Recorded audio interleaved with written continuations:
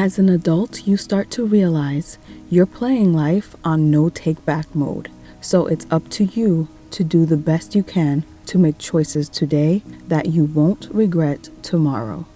Hi ladies, welcome back to the Feminine Universe. I am so happy to have you here. In order to become the type of woman that most of us want to be, the woman who makes good choices and has her life together, the woman who is calm and confident while also managing to be warm and vibrant, yet still remaining smart and strategic, there are certain tools you need to have and certain things you need to know.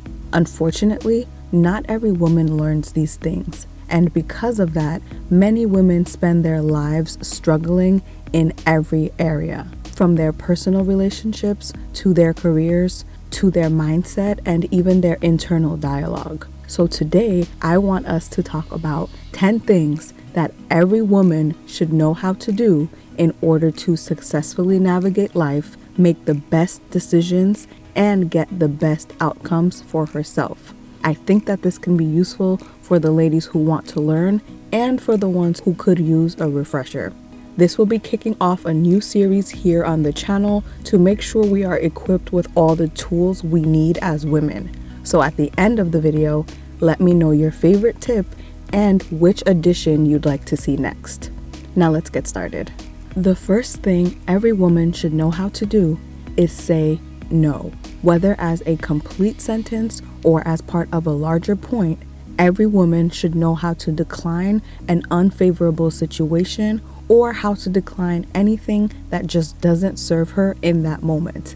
And as we talk about knowing how to say no, understand it's not just about using the word, but it's also about perfecting your approach and delivery for different situations.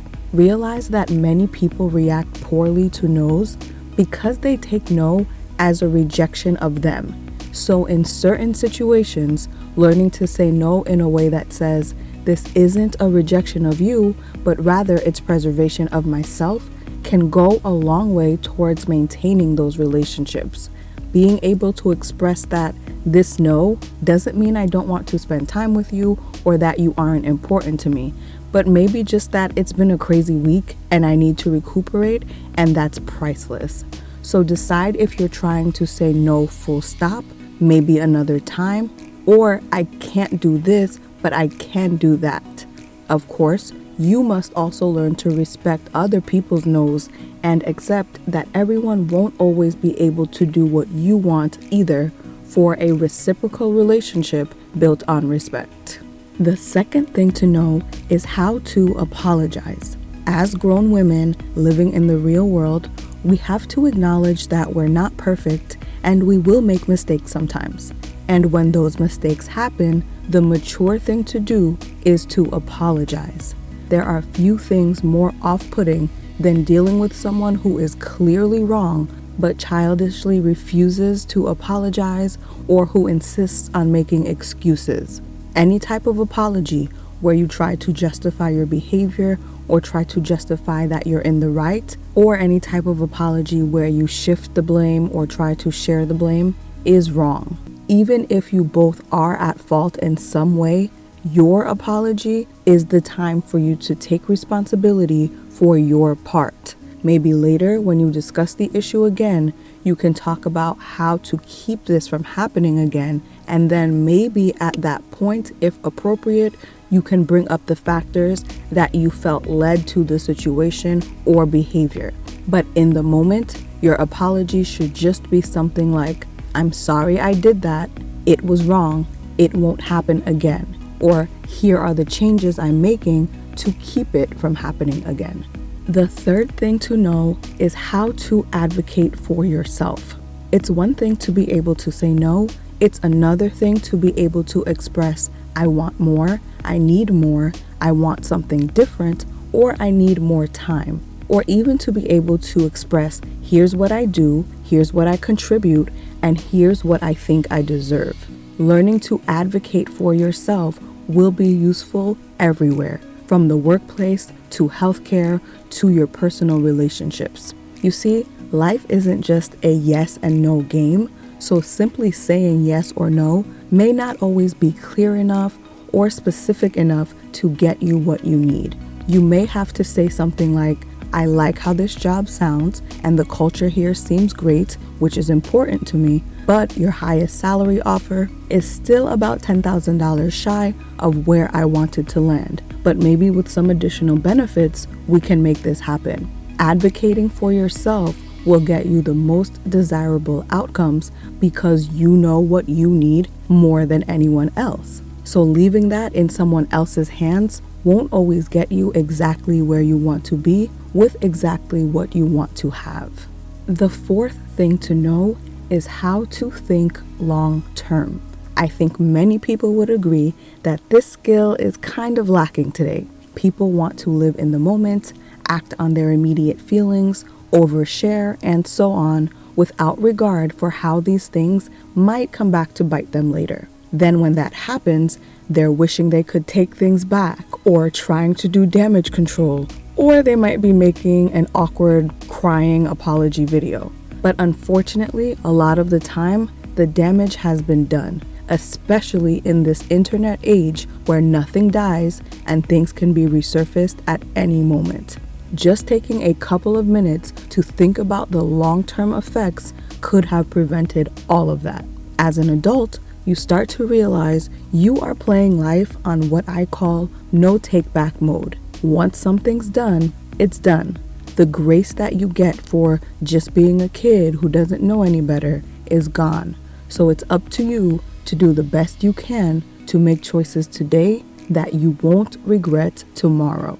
One of the best ways to learn to start thinking long term is to start deciding what you want and working backwards from that. If you know you want to get good grades, get into a particular school, and create a certain life for yourself, you can't be slacking off with the kids skipping class, as fun as it may seem in the moment. If you know you want a promotion or glowing reference down the line, you can't be late every day. If you know you want to be a respected wife, you shouldn't be playing patty cakes with waste men. You think you're just having fun, but God forbid you end up knocked up by one and end up attached to him to some extent, basically for life. The aunties always said, no one knows how to ruin your life like a man who isn't doing anything with his. So decide what you want and look at whether the things you're doing today will get you there tomorrow. The fifth thing to know is how to pick your battles. As an adult, it's crucial to learn how to preserve your resources by choosing your battles wisely and by completely avoiding 3 types of draining battles. These include the battles you will outright lose, the pointless battles that waste your time and energy for very little gain, and those you might win but aren't worth the cost, which means they basically end up costing you more than what you quote unquote won. These are also known as Pyrrhic victories, and we'll talk about that more in the future.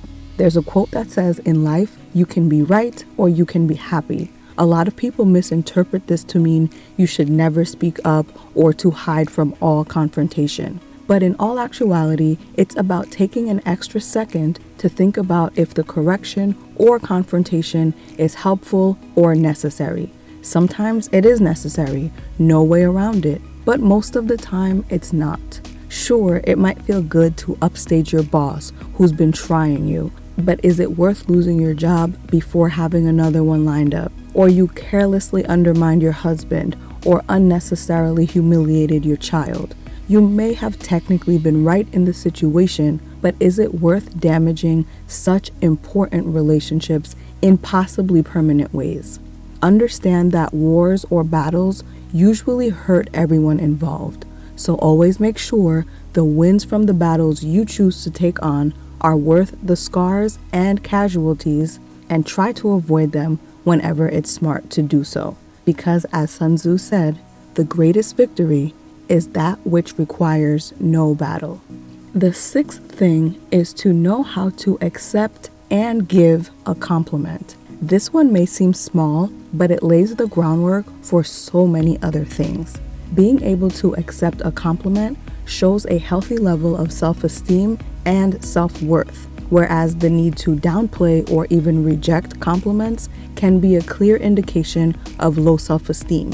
And less savory characters will notice this and sometimes prey on that fact. When someone compliments you, a simple and sincere thank you is always the best answer. You don't need to explain or justify or even compliment them back in that moment. And your ability to give compliments on your own, not just as a response to someone else's compliment, shows your awareness outside of yourself and your ability to notice, appreciate, and uplift others.